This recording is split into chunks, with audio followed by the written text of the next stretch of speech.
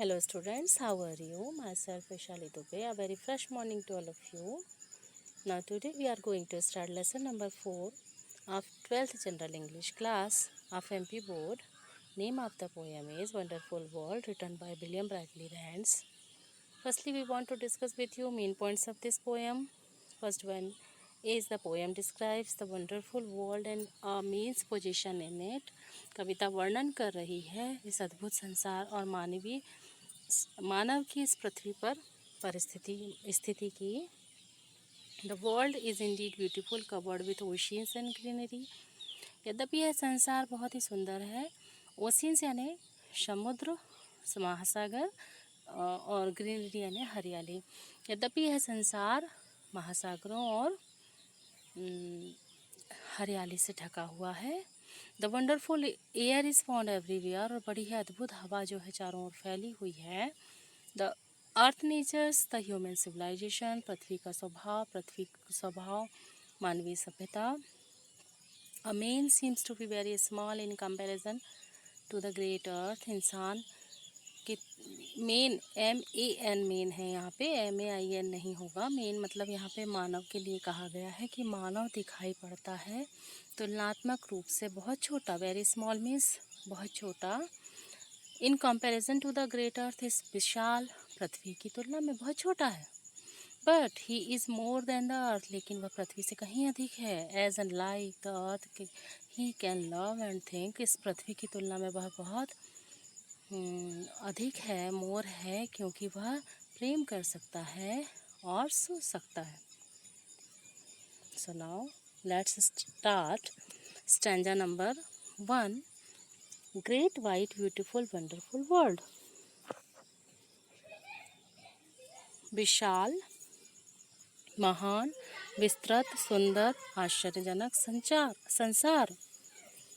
With the wonderful water round you curl. CURLED curl यानी होता है घूमना.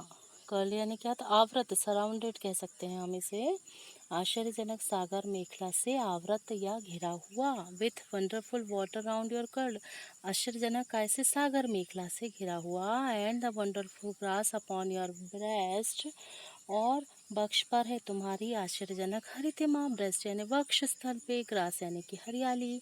वंडरफुल जो है बड़ी भी अद्भुत जो हरियाली है वो तुम्हारे वक्ष स्थल पे है. वर्ल्ड यानी पृथ्वी. You are beautifully dressed. और हे विश्व या पृथ्वी, तुम बहुत ही सुंदर ढंग से क्या है? सुसज्जित हो. Next stanza. The wonderful air is over me. आश्चर्यजनक वायु है हमारे चारों ओर. And the wonderful wind is shaking the tree. आश्चर्यजनक हवा से झूम रहे हैं वृक्ष. शेकिंग द ट्री मतलब हाथ मिलाना, शेक करना. तो आश्चर्यजनक समीर हवा, विंड यानी हवा से घूम रहे हैं वृक्ष. It walks on the water and whirls the mills. WHIRLS. Whirls यानी होता है चलाना, घुमाना. तो यह जो हवा है ये क्या कर रही है? वह सागर पर विचरण कर रही है. It walks on the water. हवा कहाँ पर कर रही है? वाटर का कंपैरिजन यहाँ पर किससे किया गया? पृथ्वी के जो बंद 3 हिस्सों में पानी है ना, तो उस वाटर की कंपैरिजन यहाँ पर ओशियन के लिए वो कहा जा रहा है. समुद्र में ये जो हवा है ये वाटर पर चल रही है. And wheels the mills. और क्या कर रही है? मिल यानी चक्की, और पवन चक्की को व्हील यानी चला रही है, घुमा रही है. And talk to itself on the top of the hills. और ये हवा ऊंचाइयों पर, talk to itself on the top of the hill. Top यानी ऊंचा, हिल यानी पहाड़ की चोटी. पहाड़ की चोटियों पर खुद से बातें कर रही है. यहाँ पर पवन की बातें करने की तुलना कभी कैसे करें? जैसे अपन खूब एकांत में ऊंची पहाड़ियों पे जाते हैं तो वहाँ पे हवा की जो सरसराहट सी आवाज़ आती है, बड़ी मधुरतम आवाज़ आती है, उस आवाज़ को कभी कह रहे हैं कि वो आपस में बात कर रहे हैं. You, next stanza. You form friendly earth. You friendly earth, मैत्री भाव से पूर्ण धरती. How far do you go. कहाँ तक विस्तृत हो तुम. With the wheat fields. With the wheat fields, साथ में है गेहूं के खेत. वीट यानी क्या होता है? गेहूं. That node and the reverse that flow. जो हिलाते हैं सकारात्मक सिर साथ में है गेहूं के खेत जो हिलाते हैं सकारात्मक सिर, और नदियाँ जो बहती हैं, और नदियाँ जो बहती हैं with the weeds field that node and the reverse that flow, और नदियाँ जो बहती हैं with cities and gardens and cliffs and islands, और नदियाँ जो बहती हैं सिटीज़ मतलब नगरों, गार्डन्स यानी उद्यानों, कगारों और द्वीपों के साथ, आइसलैंड्स यानी द्वीप, and people upon you for thousands of mile, और सहस्त्रों मीलों तक फैला है क्या, पीपल यानी जन सैलाब, थाउजेंड्स ऑफ माइल्स मतलब सहस्त्रों मीलों तक फैला है जन सैलाब। Next stanza, ah you are so great, अरे तुम इतने महान हो, and I am so small, और मैं इतना तुच्छ, कभी यहाँ पे अपना कंपेयर कर रहे हैं इस पृथ्वी से कि तुम इतने महान हो और मैं इतना तुच्छ। I tremble to think of you, tremble यानी होना, कांपना, तुम्हारे बारे में थोड़ा सा सोचने पर ही मैं क्या हो जाता हूँ, ट्रेम्बल यानी कांप जाता हूँ।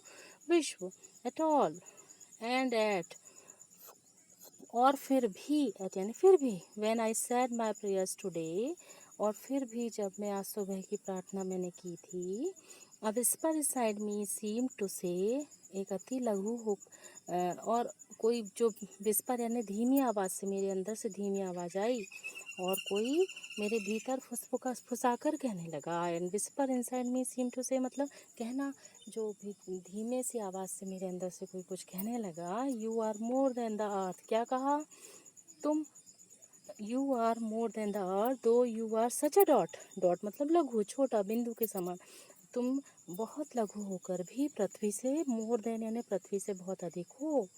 Last line, you can love and think, तुम प्यार कर सकते हो, विचार कर सकते हो, and the earth can not, पर धरती नहीं, कोमल हृदय, उर्वर मस्तिष्क है तुम्हारे पास। You can love and think का मतलब क्या है, तुम्हारा हृदय क्या है, कोमल है, और थिंक करना मतलब मस्तिष्क है, तब तो सोच सकते हैं ना।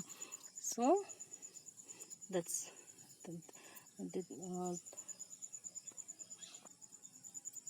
that's all of this poem description. Next,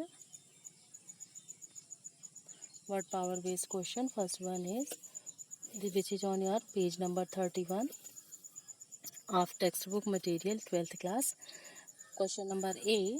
First question is WH at the beginning of a word often suggests the movement of air, that is whistle, bracket, in a bracket a high pitch noise made by forcing air. whistle का meaning क्या होता है, बड़ी force के साथ, हवा के force के साथ जो हाई पिच वो नॉइज आता है ना, उसको whistling कहते हैं, whistle कहते हैं। Can you match what the other WH words mean, मतलब क्या आप इसी प्रकार के कुछ और WH वर्ड्स को उनके मीनिंग के साथ मैच कर सकते हैं। First one is whisper, WHISPER, whisper, to say something very quietly using your breath. यहाँ पे विस्पर का मतलब होता है फुसफुसा करके कहना, अपनी सांसों के माध्यम से कुछ धीमी गति से बोलना। WHIRR, विर means a sound like a words beings moving rapidly. जब पक्षियों की फड़फड़ाहट की जो आवाज़ होती है, उससे पंखों की फड़फड़ाहट की आवाज़ जो है उसको विर कहेंगे। WHIZZ, make the sound of something rushing through air, make the sound of something rushing through air, मतलब जिसको सरसराहट की ही आवाज़ करेंगे, जो कहे से आती है रशिंग थ्रू एयर, मतलब हवा के सरसराहट की आवाज़ जिसको कहते हैं हवा चलती है, उसे हम विज कह सकते हैं।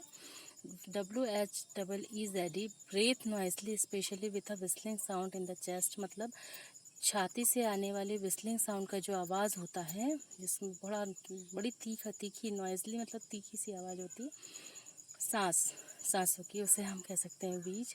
WHIP, whip, hitting with a long thin piece of leather with makes a sound when move through air, means कह सकते हैं जैसे कोड़ा मारते समय कोड़े की जो आवाज़ आती है सर सर सर, वैसी आवाज़ को WHIP विप कहेंगे हम, थ्रू एयर, जिसको हम hitting with a long thin piece of leather, long thin piece of leather मतलब इसको कोड़ा कहते हैं ना, पहले के ज़माने में होता था। Last one is WHIRL, will, to move around very quickly.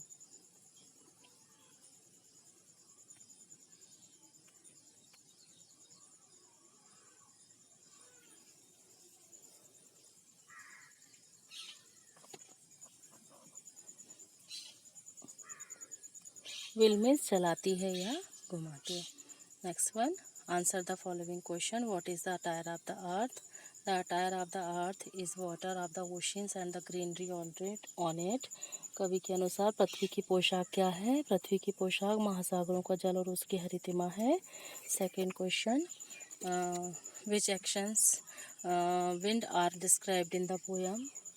कविता में वायु की कौन कौन सी क्रियाएं बताई गई हैं? The actions of the wind are, first one is it shakes the trees, it walks on the water, it builds the mills, and last one, it talk to itself on the tops of the hills means सब वृक्षों को हिलाती हैं, वह महासागरों के जल पर चलती है, वह पवन चक्कियों को घुमाती है, वह पहाड़ियों की चोटियों पर अपने आप से बातें करती है. Next question, why does the poet regard the earth a friend? कवि पृथ्वी को मित्र क्यों मानता है? The poet regard the earth a friend because it shelters man and provides him with food and water. कवि पृथ्वी को मित्र इसलिए मानता है क्योंकि वह मनुष्य को आश्रय देती है और भोजन तथा जल देती है. Fourth question, what makes the poet tremble? Tremble यानी कंपित करना. कौन सी चीज़ कवि को कंपित करती है? The thought of the greatness of the earth and the smallness of man makes the poet tremble. पृथ्वी की महानता और मनुष्य की तुच्छता का विचार जो है कवि को कंपित करता है. What makes the poet think that man is God's